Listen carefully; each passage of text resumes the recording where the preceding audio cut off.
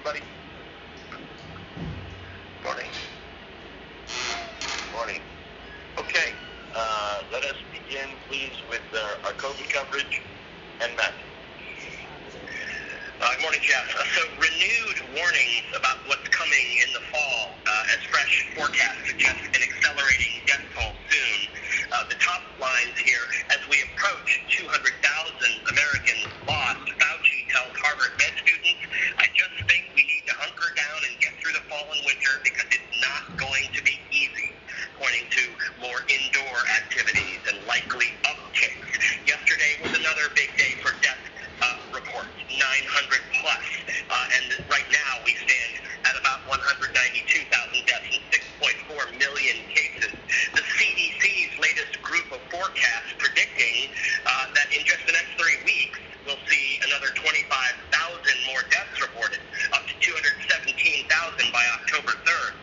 And also for the first time, the CDC is spelling out the COVID death rate by age, showing that it's under 1% for all but the over 70 group.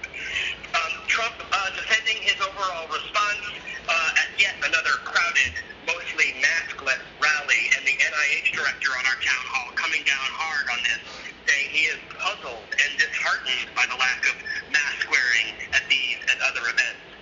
We still look for kind of the upshot of Labor Day, and just noting that today marks 6 months since the WHO declared COVID a global pandemic, and almost 8 months since the first case in the U.S.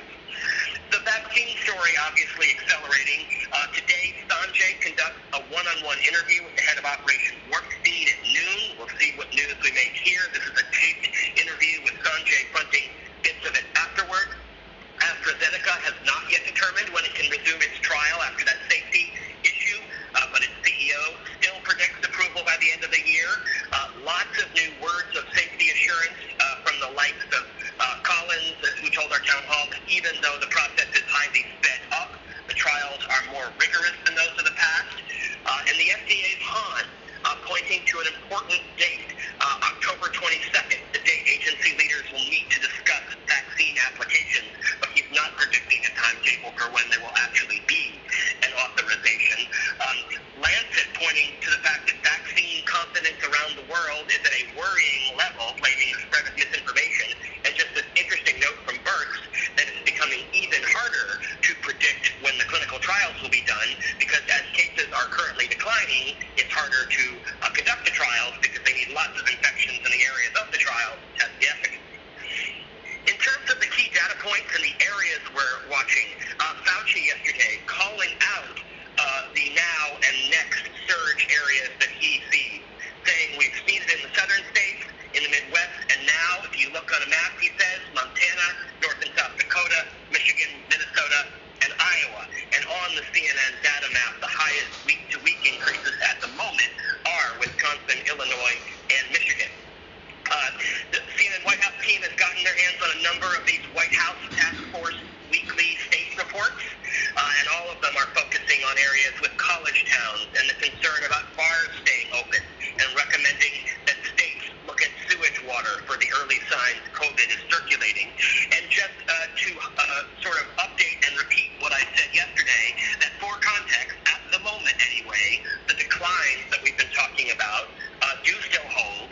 New cases per day on average down 15% over the last 14 days, and new deaths per day reported on average down 24%. But again, lots of worries about where this is going next. We've got Nick Valencia in Atlanta on the latest and regional headlines, Alexandra Field in New York on the general story. I know others will get into more of the 9/11 events and our leaders, but Athena Jones can also talk about the impact of the pandemic on these remembrances, and just highlighting this tweet just now from Dr. Jonathan Reiner. They're reading the names of those killed on 9/11. It would take 3 days to read the names of those Americans who've died during this pandemic. And the CDC study yesterday pointing to the fact that adults testing positive were about twice as likely to have reported going to a restaurant in the last 14 days, that 42% reported close contact with a sick person, half of them a family member, and it found no significant differences between those who tested positive versus negative when it came to other kinds of activities. Things like offices, gyms, salons, public transportation, that kind of thing, according to the CDC study. We'll hear from Fauci again today at 11 o'clock at an event, and just keeping an eye on antibody treatment. Still no big announcements yet. The NIH's Collins saying he's excited by what he's seeing now. Regeneron promising data by the end of this month. And we've got Sanjay, Elizabeth, and Jacqueline available from the health team. The wrap pieces today are Nick Watt for 4, 6, and 8, Erica Hill for 5, 7, and 9. And I will pause there. Okay, thank you very much, Matthew. Let's go to international, please. The story there is really Europe looking like some parts of it may go back under lockdown. France has broken its record for the number of daily COVID cases, nearly 10,000 daily cases yesterday, which is the largest daily increase since the pandemic began, and they are considering reimposing lockdown. Jim Bitterman is on that. And similar situation in Israel, which is looking at a second lockdown beginning at the end of next week. Oren is on that. They've had 4,000 daily cases roughly throughout this week. So yeah, that's the kind of theme that we're seeing as Europe opened up too quickly. Kids go back to school. Are they going to have to go back to square one all over again? And then finally, we're keeping an eye on India, which has set its global world record for the second time in 2 days with 96,000 cases. Veritas is reporting on that, looking at a kind of low mortality rate but a high number of deaths. So we're focusing on those. That's just COVID. I'll do the other stuff later. Okay, thank you very much. Business. Jeff, good morning. Dow futures pointing to a strong open, looking to close out what has been a really volatile holiday-shortened week.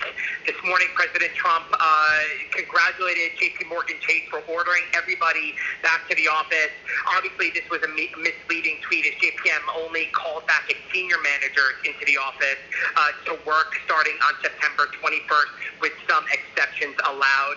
Meanwhile, still in New York, top business leaders are warning Mayor de Blasio about New York's recovery. Up to 150 business leaders, including the CEOs of Goldman City, JetBlue, and the NBA commissioner, have sent a letter to de Blasio saying that he needs to take more decisive action to address crime and other quality of life issues, saying that it's jeopardizing the city's economic recovery and the return to work process. Alison Kosik is up and available on that. And meanwhile, in New York, businesses, small and large, continuing to shutter. The iconic New York department store chain, Century 21, filed for bankruptcy, saying it will shut down its businesses, close 13 stores, and lay off 1,400 employees. Unsurprisingly, this comes on the heels of the Senate failing to advance any further stimulus talks. So we have Allison up and available on all those threads today, and that's where we begin on COVID. Okay, thank you very much, Richard. Washington, Antoine.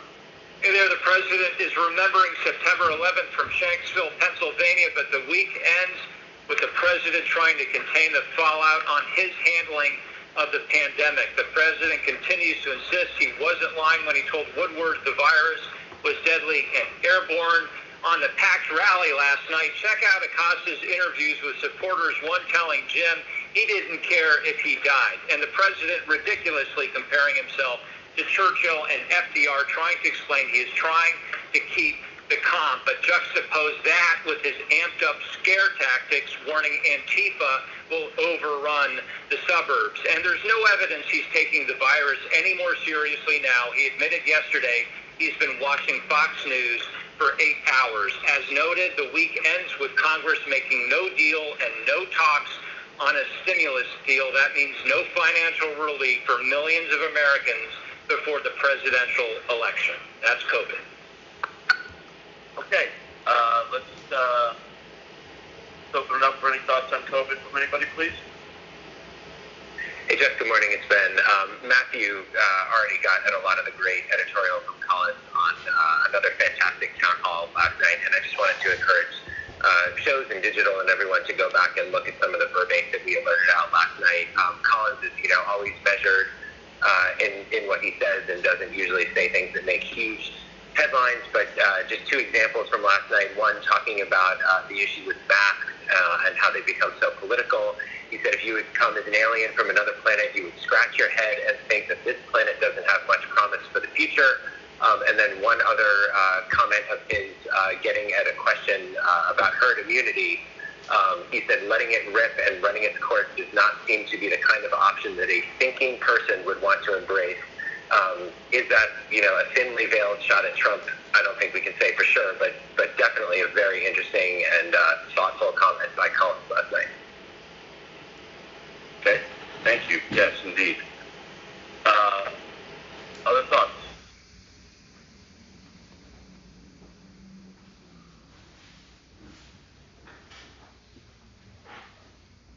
Anyone on COVID?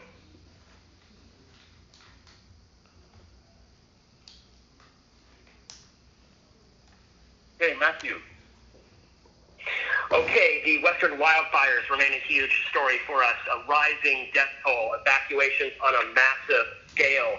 The overall death toll in the region rises to 15 as 7 bodies are found in California. Fears of many more lost in the fires. In Oregon, more than 500,000 people, which is more than 10% of the state population, forced to evacuate. Nearly 1 million acres have burned.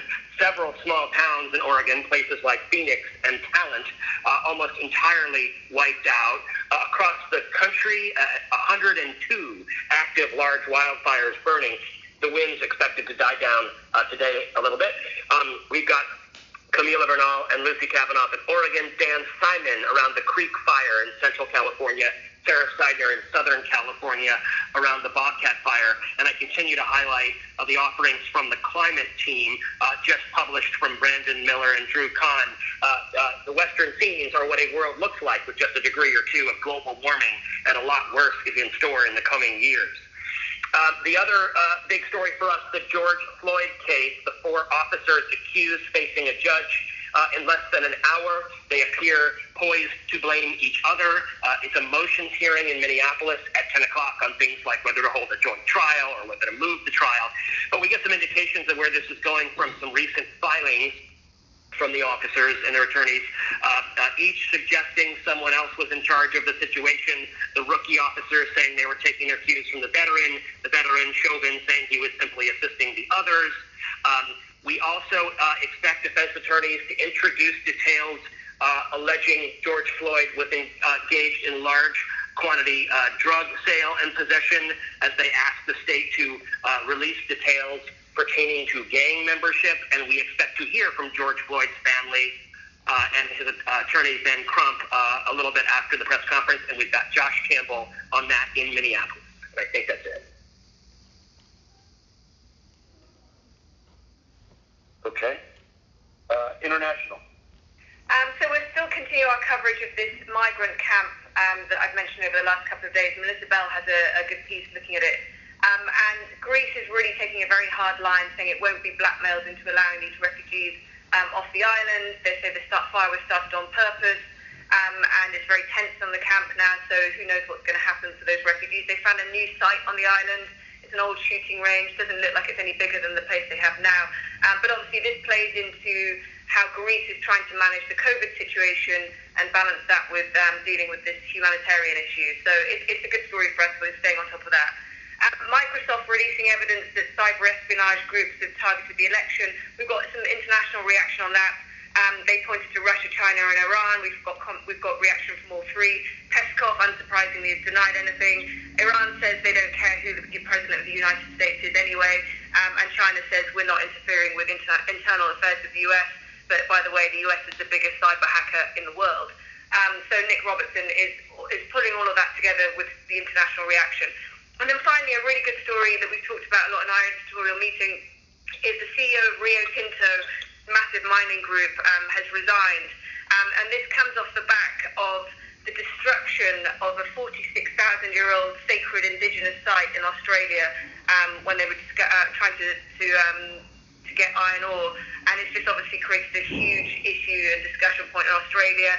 The destruction went ahead despite a 7-year battle, and we're just really looking at how the company has dealt with this situation and fallout from that. So that's another story we're getting to too. Okay, thank you very much.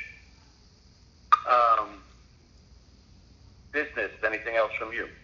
Yeah, just one other item. item. We have a great story coming from Donny later this hour. It's making its way through Triad now. Emergency services in Oregon have been overrun with calls about false claims about wildfires and Antifa. 9/11 dispatchers there have been getting these calls about a false rumor that Antifa members have been arrested for setting those fires, a claim that was promoted by the anonymous account behind the QAnon conspiracy theories. Authorities there pleading with the public to only trust and share information that is verified by public officials. Obviously, this comes a day after a constant report that Vice President Pence expected to attend a fundraiser hosted by a couple who appeared to have expressed support for QAnon conspiracy theories. And Donny will be up and available on that once the story is released. Right. Okay. Thank you. The rest of Washington from Antoine. Oh, hey there. So in addition to the 9/11 events that we were watching this morning, we're tracking the state sending out mail-in ballots and the problems and delays. You're reporting today on how U.S. courts are grappling with voters should they get a second chance if election officials make a mistake that invalidates their ballots. In Wisconsin, a major problem there, the state court holding up mailing the millions of mail-in ballots until a decision can be made on whether to include the Green Party on the ballot. In Arizona, the Secretary of State, they're pushing back on Barr's scare tactic. He said yesterday there's no more secret vote when you vote by mail. Watch out for Pam Brown's exclusive reporting on the Trump campaign's obsession, digging for details in swing states on vote counting and gearing up for potential legal fights. We'll keep an ear on Pompeo and track his travel. He's headed for the Taliban talks. This is Kylie Atwood and Jenny Hansler report concerns among current and former national security officials that withdrawing troops from Afghanistan prematurely will jeopardize the making of a peace deal there. And that's it from me. Okay. Let's go to politics first, and then we'll open it up. Politics. Good morning, Jeff. Just taking a look back, it's Friday, and I just think the larger context of these last 8 days or so, it's about as bad as a Labor Day week as somebody could sort of devise in a laboratory for Donald Trump, who just has been on defense nonstop from the initial report of the Atlantic and the disparaging of the military, obviously to the Woodward revelations, to clearly an administration that has not been able to stop Russia's attack on our democracy and, in fact, eager to downplay any such interference. It just has been a complete defensive week at precisely the time when voters start tuning in, and as we know, when early voting processes are beginning to get underway in some critical states. Having said all that, whether or not that is swaying voters in their behavior is not something we know. So I think we should be able to note that it is there's no campaign manager on earth that would devise this week the way it played out these last 8 days and the way the president sort of executed on it. And have that be the game plan heading into the fall campaign stretch. But that shouldn't lead us to then think that somehow voters are being completely swayed by it. In fact, Jeff Zeleny, who will have a piece from North Carolina today, has been there throughout the week as a lot of these controversies have occurred. He finds certainly a ton of fired up Democrats over it, but he also is finding a bunch of indifference from Republicans around it as well. He will have a piece looking at that, and of course the intense effort in North Carolina, because it's a critical prize, critical to Donald Trump's path to 270. It's why he's been there 3 times in as many weeks, and why we've seen Ivanka and Eric Trump and Don Jr. there all this week as the ballots of early absentee ballots have been sent out to voters there. The president's week of defense is coming also with this Republican hand-wringing over the advertising disparity due to the cash crunch that we talked about on this call a few days ago. Some nervous Republicans, while Stepien, the campaign manager, continues to sort of point to a surgical approach here. Where ballots are going out is where they're sort of surging advertising resources. But if you look at the last 7 weeks and you look at sort of Biden plus outside allied groups, Trump plus his outside allied groups, it's about a 2-to-1 advertising advantage right now for Biden over those last many weeks. The 9/11 remembrances were mentioned. I just want to note that Jessica Dean will be there in Shanksville around Biden's visit, and Ryan Noble's there around Trump's visit.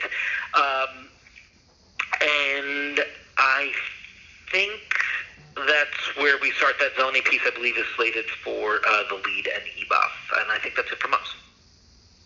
Great. Okay. Thank you very much, David. So let's open it up now for anybody. Any thoughts?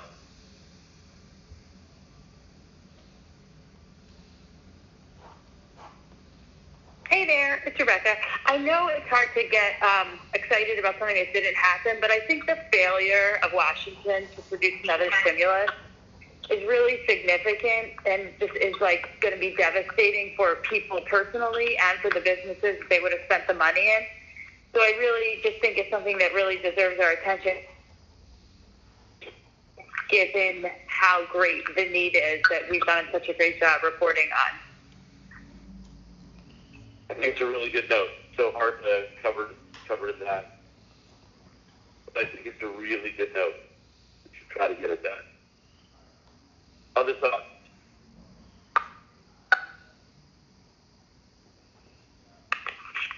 Hey, Jeff, as I was reading through the comments, Jim Acosta talking to people in the crowd at the rally last night, and obviously seeing all those pictures of no social distancing and very few people with masks on, et cetera, and the contrast to the football game last night where lots of masks, people socially distanced, the whole plan in place to protect the fans, the players, the referees, the coaches, everybody. You know, Andy Reid wearing a face shield on the field. And the NFL, you know, it's an example of like if the NFL was running the government, then things would probably be in much better shape than they are. And I just thought the contrast of those two things was just interesting. It's, you know, I go back to the sports leagues again. The NBA in its bubble is doing a great job. The NHL has done an incredible job in terms of handling the virus and working through it and having a plan. Baseball obviously struggled early, but they seem to have bounced back and are in a better place. It just was pretty extraordinary. The two events last night, our iconic National Football League, the President of the United States speaking in Michigan. I just think there's an interesting conversation to have just about those in contrast to each other. For sure, and we've got great video of both things, and the Acosta tape is great, so I think we should absolutely be doing that. It's also quite extraordinary, as you said, the Acosta tape is great. I mean, he did an amazing job, but hearing what those people are saying about it, only 10,000 people have died, and again, we've talked about this and shown it a bunch of times, but I don't think we should let that go either about how, first of all, it's an example of how the president having a successful message delivered to his people, that it's not a big deal, stay calm, his idea about staying calm. And then the only other thing I know we've written a bunch of pieces, it's been discussed on the air, but, you know, him citing FDR and Churchill and just how wrong and off that is in terms of the way he's using it and the way it was actually, the actual truth in history. You know, I go back to that thing I said a few weeks ago about what the suffragette historian said in Aaron's documentary about history is not actually what happened, it's who tells the story. And Trump tells his own story, and as evidenced by the people that Jim Acosta talked to last night, his telling of his story is working with a large segment of the population. So I think those things are all things to talk about as we go forward. And the propaganda that they consume and that Trump consumes, as Antoine said, watching 8 hours of Fox yesterday, it's all in concert. Other thoughts?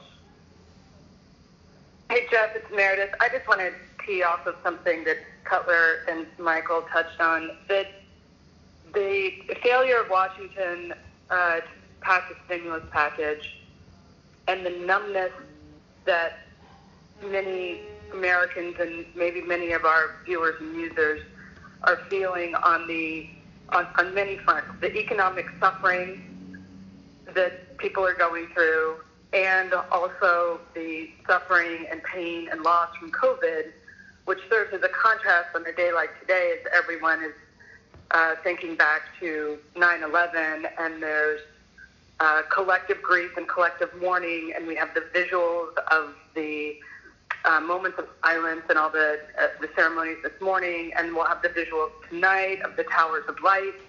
It really just serves as such a contrast of where the nation was then and where the nation is now.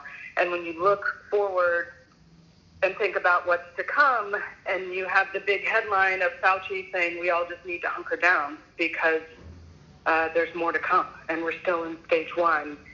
It's just a completely different kind of collective emotional state, and possibly numbness because there's no way to share grief. It's a threat that we've mentioned before on this call, but I think it's extra poignant and may come to people today on 9/11 in a way that it normally doesn't. Yep. Look, I think, yes, I agree. And I think another observation that we should be making is how together the country was, how united the country was 19 years ago, this afternoon and tonight, after what happened. And here we are 19 years later, so divided. And frankly, again, not in any way should we ever intimate or suggest and minimize the number who lost their lives on 9/11. But we were so united around that. And here the numbers are even so much more staggering, and we are so divided over it. It's just a staggering story. And it's even hard to imagine that we would be as united a country should we have been attacked again now, like we were on 9/11, that we would be able to instantly unite given where we are and how divided we are. But we don't even need to imagine. Hold on one second. But we don't even need to imagine if we were attacked, because we have been, we are going through this as a country, and we are so divided. So it's just stunning. Sorry, I cut somebody off. I apologize. No, Jeff, it was just me, Cynthia. I just wanted to say that I think that what really poignantly points that out, what you're talking about in terms of division, is the images of last night's rally of people not wearing masks and just very angry, and the images of this morning in New York where people are wearing masks and somber.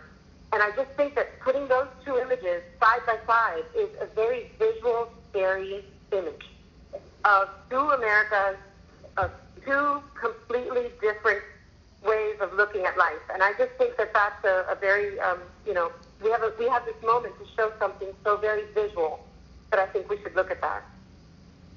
Yeah. So the only thing I want to be careful of today is in any way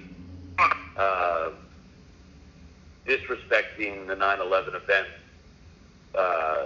And I'm not suggesting anybody's would ever try to do that, but we do convey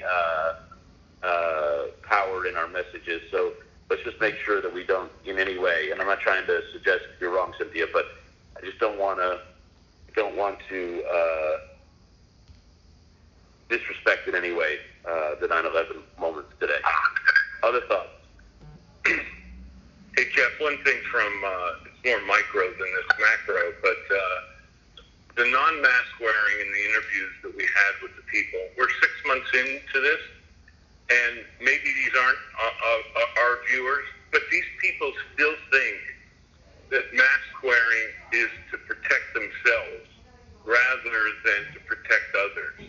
And I don't know whether Sanjay wants to do a segment and remind people about this again, but they're either ignorant or selfish to think that the mask wearing, they keep on saying, well, if I die, I die. It's not about you dying. It's about the other person dying.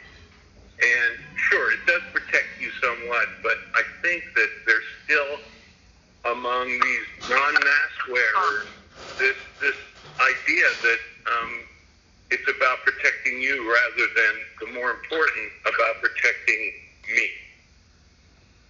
Yeah.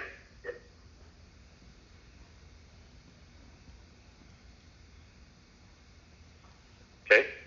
Other thoughts? Hey, Jeff, Ben here. I think the booze last night in the NFL game was very impactful for these players that are trying to make a social statement. And the few people that are there with the restrictions that are there, you could still be overhear the boos. That must be something that I think a player, if we bring them on air, should be able to speak to. Considering the situation that they're playing under and the political atmosphere that the U.S. is living under right now. Mm-hmm. Yep.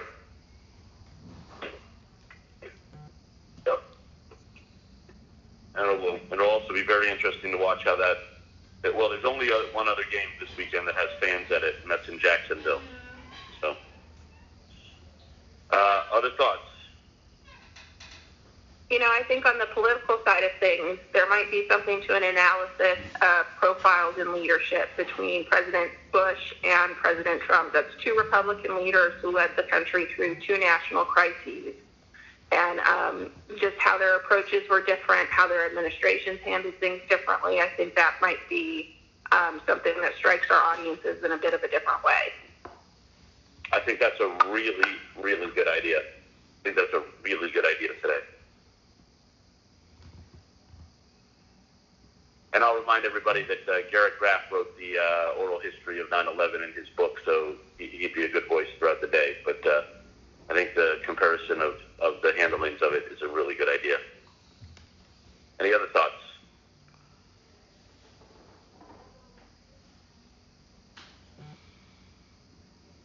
Okay, digital. Hey, we had 31 million yesterday. The lead story, not surprisingly, was the Collinson, Woodward, and Trump leads we had most of the day. That was our most interactive story. After that was the White House reaction to the Woodward. Then our 18 interviews, behind the 18 interviews with audio. And then CNN investigates the Amazon exploding branded equipment and goods. Then the death and obits of Diane Riggs, who died. Overnight, our strongest piece, and it's doing incredibly well still right now, was Joe Lockhart's opinion piece on Kayleigh McEnany and how she crossed the line that every press secretary has to deal with at some point. Do you back the troops? Do you back your boss? And obviously we know which way she went. But right now that has close to 20,000 concurrents on it. It's doing incredibly well. Other things came super well under it, but it's got half as many audiences. Collinson on the Trump denialism and twisting, as we said earlier, the history of Churchill and FDR. Number one video on mobile has been Jonathan and Carl asking the president, why did you lie to the American people? And on desktop, it's been the Trump supporter, again, as we talked about earlier, saying it's a fake pandemic. Today, of course, we're all over 9/11. We have the 9/11 DLE up now, and we're live streaming from events in New York and then later on Shanksville. Excuse me. Coronavirus, the Fauci stories about hunkering down for a worse winter to come. We're on and we'll stay on all day. Third important story is, of course, the wildfire story. We have kind of three, I think, really standout pieces on it. QAnon is implicated now even in this story. They're calling in false reports of fires and blaming them on Antifa activists, which is really frustrating, obviously, to overstretched fire departments. We have a piece on how it looks and sounds to people living through this right now, bringing it to all of our audiences.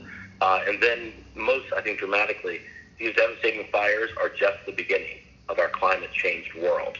Worse disasters are coming. And then finally, I'll point out we have some really distinctive photo projects underway.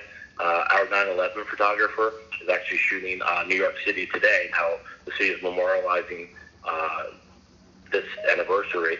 And we also have a piece coming probably more this weekend, since we have lots of 9/11 today, on the Lesbos refugees, and looking at those people now, in even more dire situations spread across Europe. And that'll be this weekend. Thank you. Thank you, Marcus. Okay, John. Good morning, Jeff. On coronavirus, Fauci gave his dire warning about the fall. Yesterday, we see Fauci twice today at 11 a.m. and noon. So we'll see if he builds on that. Elizabeth Cohen in the top spot of many of the shows, grabbing these Fauci headlines, the CDC new forecast. It's an interesting study about people who went to restaurants and been getting sick. Sanjay Gupta is interviewing the head of Operation Warp Speed at noon. We're ready to get him up right after there, starting at 1 o'clock, around the news that's made there. And let that be a driving headline, keeping the education headlines prominently in a prominent space. Ed McMorris-Santoro on Des Moines schools defying the governor of Iowa and the White House task force on college clusters and saying, please don't send your students home. And then John Harwood from the White House still staying with those pictures and that sound from the rally last night in Michigan. The NIH chief comments about that, and Trump this morning tweeting it's better to work in an office than work from home, despite what public health experts are saying. We have the next hour, the chancellor of the University of Illinois. Really good story there. They put all these testing safeguards in place, yet the students have kept partying, and they're seeing huge clusters there. We'll have that conversation with him. And we also have the Houston mayor coming up with John King. They are beginning to significantly ease restrictions in that city, which was so hard hit as the numbers begin to go down. On 9/11, very altered ceremonies due to the pandemic. We're marking all the key moments. We're on the Pentagon one right now. Athena Jones and Ground Zero will restart the Pentagon, and then obviously the action in Shanksville with Trump there later this hour. We'll take his comments, and then Biden during the 2 p.m. hour.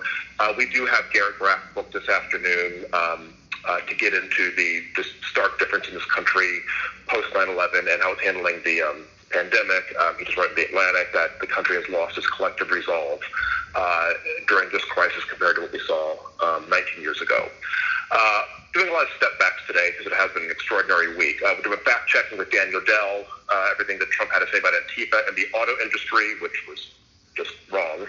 Clapper on Trump's comparing himself to FDR and Churchill. And then Trump's very bad week. Dana Bash, Abby Phillip, and Tolu Olorunipa on that. We're flanking the wildfires from California to Oregon with Sarah Seidner and Camila Bernal. Today with Brooke, we do have Toby Waite in his family book. Really compelling story, forced to flee the Creek Fire with just hours after noticing the first plumes of smoke. We'll hear the dramatic tale. And Poppy coming up has Daniel Swain, who's become something of a Twitter sensation. He's a UCLA climate scientist. Been very active just about the rising temperatures out west and how that's just fueling this unprecedented fire season. We're watching the George Floyd officers in court. The hearing just began. Josh Campbell's there. We'll get him up depending on what news is made. And then we have the 3 p.m. Medal of Honor ceremony for Sergeant Major Thomas Paine. It's an extraordinary story of heroism. We will take that event during the 3 o'clock show. Okay. Thank you very much, John Washington. Morning. At 4 o'clock, Jake picks up with, we got Jeremy Diamond doing our White House donut, and we'll have analysis of this week. Also 9/11 events and how much has changed. Nick Watt has our coronavirus wrap, and Sanjay as well, of course, interested in this Operation Warp Speed interview. Mike Rogers and Julia Kayam will join on national security issues from the Woodward book and more. West Coast Fires with Sarah in California, Lucy in Oregon. Psychologist Andrea Bonnier joins us on homeschooling, and Jeff Zeleny has that piece on North Carolina voting underway. And in the Situation Room, we will be following these new warnings from Fauci about the fall and hunkering down. All of this in the context of the 19th anniversary of 9/11. Those comparisons of now versus then we will weave throughout our 2 hours. We will follow on the CDC projecting another 25,000 deaths in the next 3 weeks. We'll follow on all the Collins top lines out of the town hall last night, the shock of lack of mask wearing, and then the comments then flagged about herd immunity. We'll get to Sanjay and his Operation Warp Speed interview. We'll look at these newer hotspots that are developing that Fauci has flagged in the Midwest. We'll see what he says at this 11 o'clock event. We'll get to all of that, the vaccine news as well with our doctors, and we have the Hill and Watt rap pieces. We'll also promote to Erica's Sesame Street special tomorrow. We will also internationally get to the news spikes in Europe and in the Middle East. Are we on the verge of another lockdown there?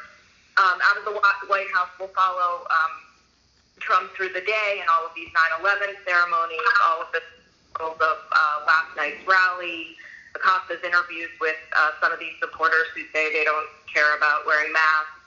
and Trump comparing himself to Churchill and FDR. We'll follow on the failed stimulus and the failure of Washington. We have Nancy Pelosi books, so we'll press her hard on that. We'll follow on the new mail-in ballot threads, and we'll keep an eye on fires. And that's where we're starting. Okay. Thank you very much. Before we move to the weekends, does anybody else have anything they want to bring up? Hey, Jeff, just from the alternative programming world, Marcus mentioned the Amazon investigation. I just want to tell everybody that, like, the response to that for the investigative team has been amazing, and we've received tons of information from consumers about stuff that appears to be even much worse than the incidents we reported on, so we'll have follow-up on that. The Times tech people pulled a recommendation for an Amazon microwave citing our reporting, and the buzz in the tech industry, blogs and news services and stuff is off the charts. It's a big deal. Great. And it was our biggest social share yesterday, too. It was our biggest thing on social yesterday. Great. Anyone else?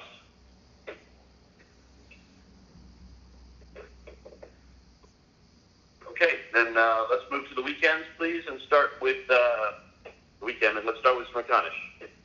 Good morning, Jeff. So is the media going easy on Joe Biden? Now, Biden needed to do the Jake Tapper interview. There weren't any softball questions. In fact, Biden handled it well. He looked good. But there's a stark difference between the questioning of Biden during these press events. Biden has been asked why he's not angrier, how he's going to spend his record monthly haul. We have Atlantic staff writer Edward Isaac Dover. He asked Biden about President Trump's soul and the life he leads. As a journalist, is this helping or hurting Joe Biden? Does it further the narrative that Trump is putting out there? So that's where we're starting. And can firefighters alone win the battle against these massive Western wildfires? And to be eligible for the Best Picture Oscar, should a movie be required to meet diversity standards? We have UCLA professor Gabriel Rossman. He'll say these rules will have little impact. And are we ready for some political football? The NFL has determined that many of the fans are tuning in for political theater, not just the touchdowns. Will that be true? Will the fans be there? We have Stephen A. Smith. And that's where we start. Okay. Then, as noted, tomorrow morning at 10 a.m., following McConish, we're doing our next Sesame Street Town Hall Back to School, hosted by Eric Hill and Sanjay. Lauren, are you on the line? I'm here. We are taking a look. Can you hear me? Yeah, go ahead. Sure. Okay, great. So we are taking a look at a school year like no other, and just like kids across the country, the Sesame characters find themselves in a bunch of different scenarios. Elmo is going to preschool with a mask on. Rosita is staying home and learning virtually. Big Bird is doing a hybrid. So they reflect that, and then we have a ton of great questions from teachers, parents, and kids. We have Sanjay and Dr. Edith Bracco-Sanchez to handle all the science and personal safety questions. Sal Khan will tackle some of the issues and questions around virtual learning. We have a kindergarten teacher from Jacksonville, Florida, who will handle the in-person questions. And then we have a Sesame workshop expert and a child psychologist on the social emotional impact this is having on all kids. A lot of good moments from the characters, and the show will also include messages from Melania Trump and Dr. Joe Biden. Fantastic. Wonderful. Thank you, Lauren.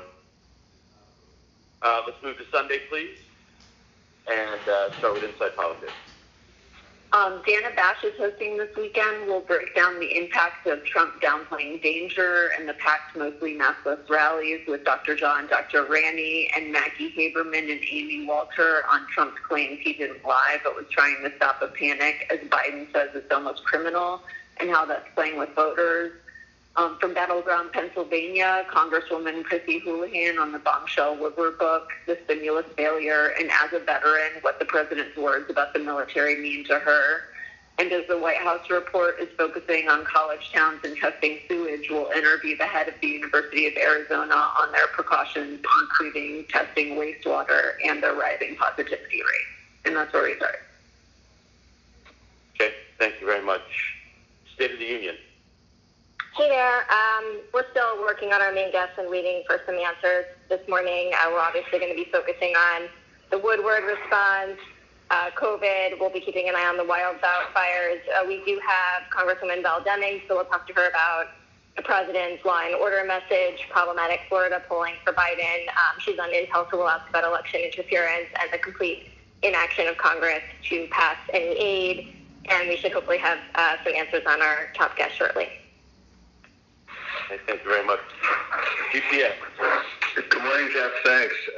Freed has a very strong take on how we should be prepared for Election Day to turn into election month or perhaps much more.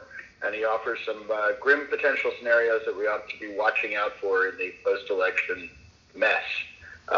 We'll do a panel on the state of COVID around the world and whatever the big world affairs stories, other world affairs stories happen to be on Sunday morning. That's Ian Bremmer, Annie Minton-Beddoes, and Anne-Marie Slaughter.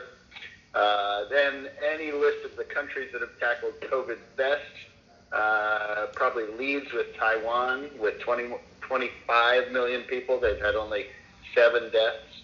Freed will talk to the person responsible for that success. He's both an epidemiologist and the vice president of the country. And Freed will also talk to billionaire businessman and Carlyle Group founder David Rubenstein about leadership, something that seems to be sorely missing in much of the world today. Okay, thank you. Reliable sources. All right, we have a lot to play off the Woodward book. We know how Trump spends his day, so we'll also look at how this is all viewed with the Fox News goggles. We'll get into the Woodward debate that we spent a lot of time yesterday's meeting talking about. We have Sam Donaldson, we have Bill Carter, we're working on some others. Netflix CEO Lee Hastings sat down with us. We'll have that. And then we're also going to have Clarissa Ward on her new book. Great. Okay. Is there anything else anybody wants to bring up? I had the great fortune of reading Clarissa's book, and I would recommend everyone to read it. You'll love it. And I also want to make, sorry. Yeah, I also want to make a recommendation about some important weekend reading, actually important everyday reading by our own S. Mitra Kalita, called Before You Can Fix Your Newsroom, You Need to Fix Your Life. She says there are no easy answers to solve for diversity, equity, and inclusion. It must become a way of life in order to become a way of work. And she gives some suggestions, and it's on the Neiman Foundation website. So it's a must-read. Some great recommendations for the weekend. That said, one Anybody more, else? and I think Janita would agree. I think everybody who works here and every American should read the book Cast, because it's an astounding and eye-opening look at how, whether or not how divided this country always has been on racial lines, and it's just a fascinating new way to look at it. Okay. Any other thoughts or recommendations?